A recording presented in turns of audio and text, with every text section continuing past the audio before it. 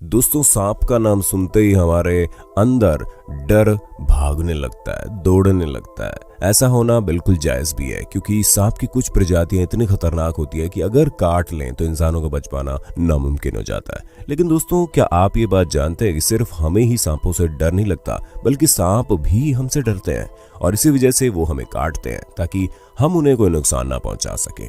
दोस्तों, ज्यादातर सांप काट लेने के बाद भाग जाते हैं, लेकिन ब्लैक माम्बा नाम का सांप 10 से 12 बार अपने शिकार को काटता है। दोस्तों, अगर आंकड़ों की माने तो हर साल सांपों के काटे जाने से दुनिया भर में 2.5 लाख से भी ज्यादा लोग मारे जाते हैं, जबकि हमारे भारत में 50,000 लोगों पर हर साल सांप हमला करते हैं।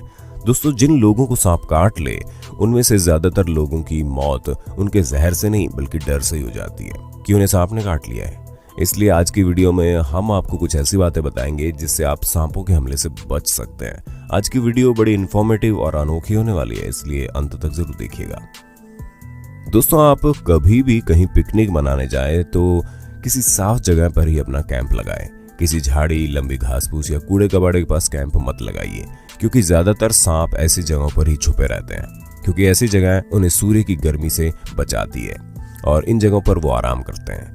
और दोस्तों, अगर आप कभी भी किसी जंगल जैसी जगहों पर जाएं जहां पर घास वगैरह हो तो हमेशा जूते और जीन्स पैंट पहन कर ही जाएं, क्योंकि ये चीजें आपको सांप के विष से बचा लेंगी। और अगर सांप आपको काट भी ले तो वो अंदर तक नहीं पहुंच पाता, क्योंकि उसे जीन्स या जूते की चमड़े की परत से गुजरना पड़ता है। दोस्तों, हमें हमेशा सांपों से दूर रहना चाहिए, भले ही वो मरा हुआ क्यों ना हो। कभी किसी सांप को छेड़ने की कोशिश नहीं करनी चाहिए। वे हमेशा छुपकर रहते हैं और शिकार करते हैं, इसलिए हमें हमेशा चौकन्ना रहना चाहिए।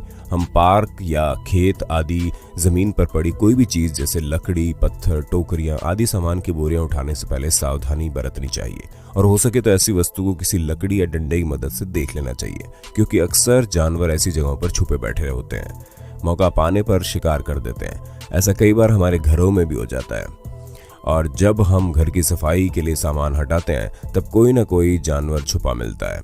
दोस्तों, मेरे साथ भी ऐसा हुआ था। बचपन में जब मैं 10 साल का था तो हमारा कच्चा मकान तोड़कर हम पक्का बना रहे थे, तो जैसे ही मैंने वो ईंटे से भरा हुआ बट्ठल उठाया तो बट्ठल के नीचे एक हाथ जितना लंबा सांप था।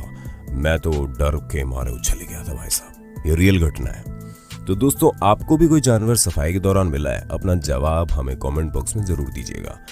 दोस्तों, हमें हमेशा अपने बच्चों को ये बात समझानी चाहिए कि किसी भी जानवर से छेड़छाड़ ना करें, चाहे वो सांप हो या अन्य कोई जानवर, क्योंकि कई बच्चे जोश में जानवरों को पकड़ने की कोशिश करते हैं। हालांकि कुत्ते बिल्ली जैसे जानवर तो उन्हें नुकसान नहीं पहुंचाएंगे, लेकिन सांप जरूर उनके लिए खतरा हो सकता है। इसलिए उन्हें ये सिखाना बहुत जरूरी है कि वो किसी भी जीव के साथ खिलवाड़ ना करें। और कभी अगर आपका सामना सांपों से हो जाए तो आप उनसे लड़ने की कोशिश मत कीजिए, बल्कि उनसे दूर भागने में आपकी समझदारी है, क्योंकि कोई भी सांप तब तक आप पर हमला नहीं करेगा जब तक उसे ये महसूस नहीं हो कि उसे कोई खतरा है आपसे। दोस्तों, वैसे तो सांप सुन नहीं सकता, वो देख सकता है और वो वाइब्रेशन यानी कंपन महसूस कर सकता है। इसलिए अगर कभी भी सांप आपके पीछे पड़ जाए तो सीधा ना भागे, हमेशा जिग जैग पैटर्न में भागें, क्योंकि कोई भी सांप जिग जैग पैटर्न में आपका पीछा ज्यादा देर तक नहीं कर पाएगा। दोस्तों, अगर आपको कोई सांप अचानक अपने पास दिखाई दे तो आप वहां से जोर से भागने की कोशिश ना करें, बल्कि थोड़ी देर सीधे खड़े रहें और साइड से निकलने का रास्ता खोजते रहें, क्योंकि अगर आप उसे कुछ नहीं करेंगे तो वो वहां से भागने की कोशिश करेगा। और अगर सांप वहां से नहीं भागता तो आप दबे पांव धीरे धीरे वहां से निकलने की कोशिश कर लीजिए, लेकिन हड़बड़ी में वहां मत दिखाइएगा, वरना सांप आप पर हमला कर देगा।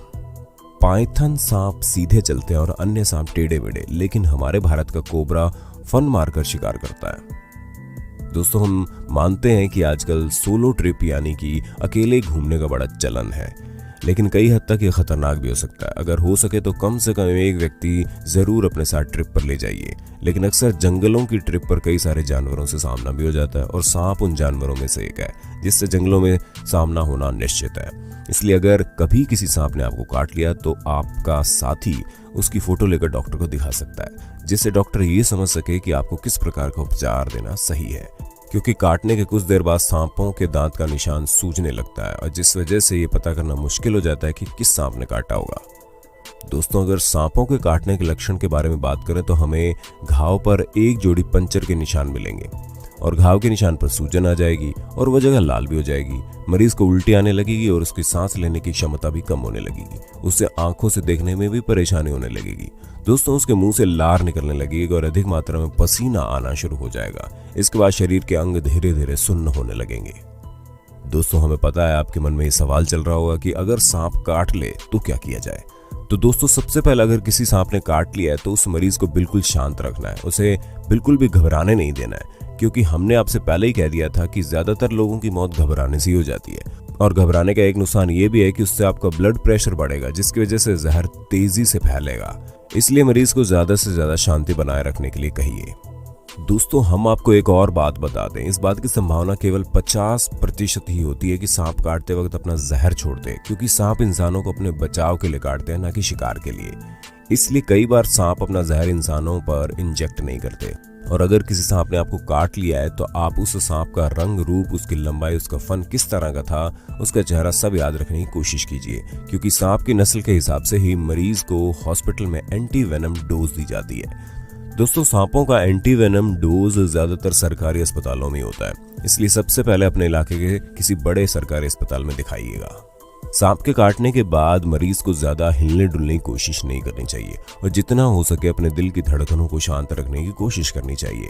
और अगर काटने वाले स्थान पर सूजन आ जाती है तो हमें कपड़ों को उतार देना चाहिए। साथ में हमें रिंग या घड़ी भी उतार देनी चाहिए, जिससे खून का दौड़ाव सही प्रकार से हो सके। दोस्तों, हमें घाव पर काटने या चीरा लगाने की कोशिश भी नहीं करनी चाहिए, क्योंकि इससे इन्फेक्शन हो सकता है और वो जहर ज्यादा मात्रा में फैल जाएगा। और जैसा कि हमें हमारी फिल्मों में दिखाया जाता है कि सांप ने जिसको काट लिया होता है उसके जहर को मुंह से निकाला जाता है, ये बहुत ही बड़ी बेवकूफ़ी है। दोस्तों, ऐसा कभी नहीं करना चाहिए, वरना मरीज के साथ साथ उस घाव पर मुंह लगाने वाले को भी काफ़ी तकलीफ होगी। और दोस्तों, हमें घाव के आगे पीछे कोई भी चीज़ नहीं बांधनी चाहिए। अक्सर लोग ऐसा करते हैं क्योंकि उन्हें लगता है कि इससे जहर नहीं फैलेगा, लेकिन इसके नुकसान भी हो सकते हैं। हमें घाव पर बर्फ की सेक करनी चाहिए। हमें केवल घाव को साफ पानी से धोना है और साफ कपड़े की पट्टी से घाव को हल्का सा लपेट देना है और जितनी जल्दी हो सके मरीज को अस्पताल ले जाने की कोशिश करनी है।